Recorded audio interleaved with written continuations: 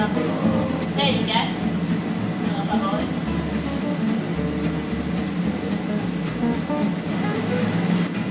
cool. And when that company started, they actually only had two colours, blue and brown. They got so sick of blue and brown and they decided to go to university and figure out how to make their own colours. And now they're one of the most diverse colour companies in the world. Well, that's cool. Tully's using it as a jack. He's making it a bit right there so later on we'll break it up.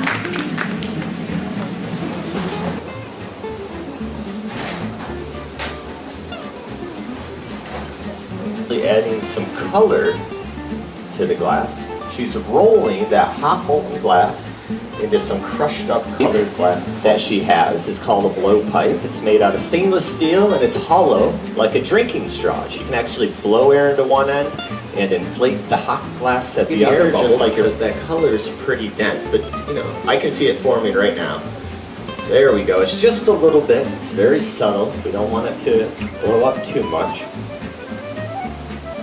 So right now we have a bubble inside of our, now at 2000 degrees or 1100 degrees Celsius, the glass is very soft and fluid. Right now it has about the same consistency as honey. 10 sheets of newspaper.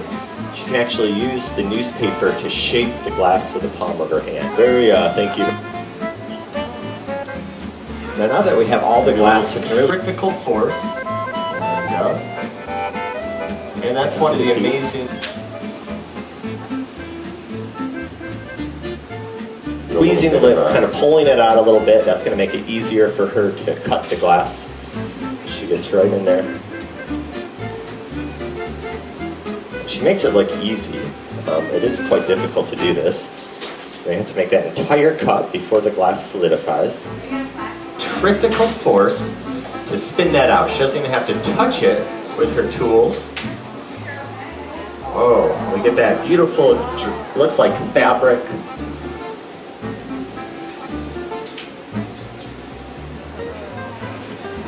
Following through our piece. Stage of the game when that glass is still quite molten, there's a lot of movement in it from where it's connected to the pipe. So if you were to pause in that turning motion for just a second, you would really see it start to on land. We call this the glory hole, and it would not be powered by electricity like this one is. It would be powered by natural gas or propane. And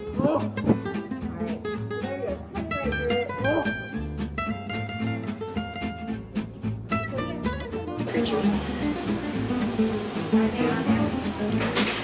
Beg your pardon?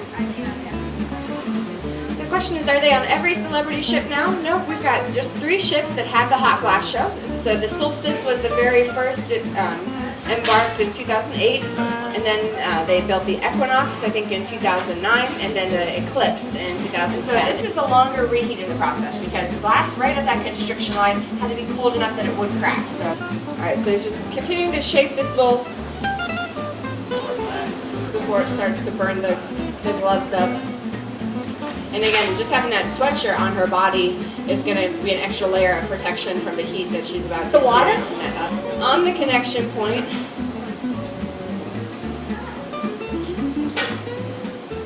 and you know, that's just chilling it. He's got to be careful not to drop these. Beautiful bowl. Let's hear it for your gaffer, Aaron Jack, his assistant, Lizzie Perkins. Colors are changing throughout the process. We can also see the glass moving. As you notice, we're constantly turning and turning. The fresh gather is moving very quickly, right? It's moving a lot more quick than, let's say, the white.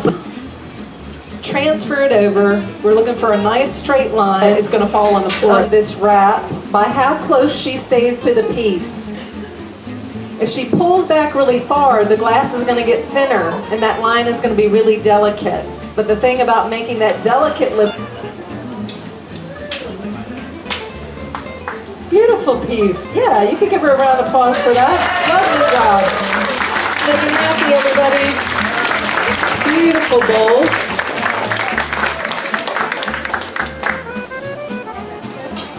Nice job, team.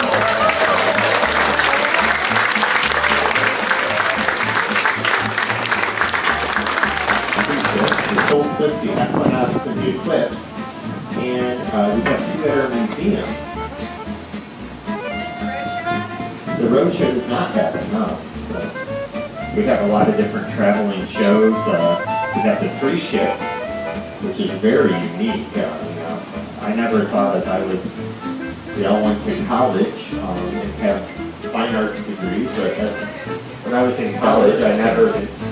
And they're going to have a 500-seat amphitheater where we can do shows like we're doing on the ship, but on a much larger kind of scale. Aggressively stretches the glass. Now, can you see how it's glowing a little on the bottom? Let's give it up for Megan Matthew, everybody. Beautiful piece. Lovely vase.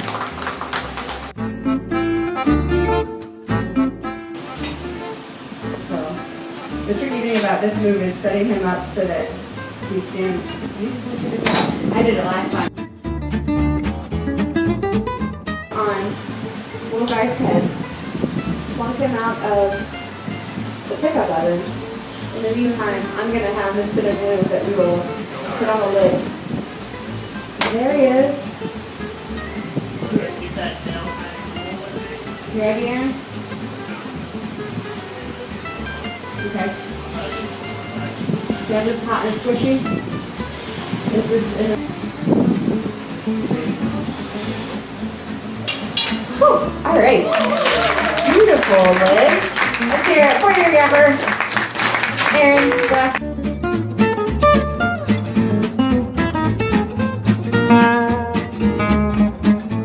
you can take that off. And so well, 2 pieces for the price of 1 right there. Both pieces are signed. Also, I just want to mention, we're not going to auction off this gnome. We had a guest bring a gnome, and it hung out with us for a couple shows on our bench.